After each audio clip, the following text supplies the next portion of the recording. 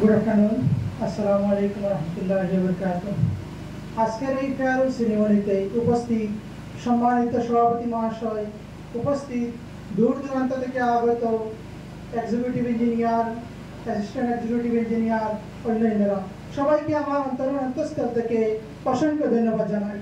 আজকে আমরা এখানে উপস্থিত হয়ে অনেক আমাদের মন যেন কেমন হয়ে গেছে যে আমাদের কাছ থেকে আমাদের স্যার ম্যাডামরা বিদায় নিচ্ছেন। আজকে আমি অসংখ্য ধন্যবাদ জানাই আমাদের চিফ ইঞ্জিনিয়ার KMG গোপাল চাঁদ রাজকুমার।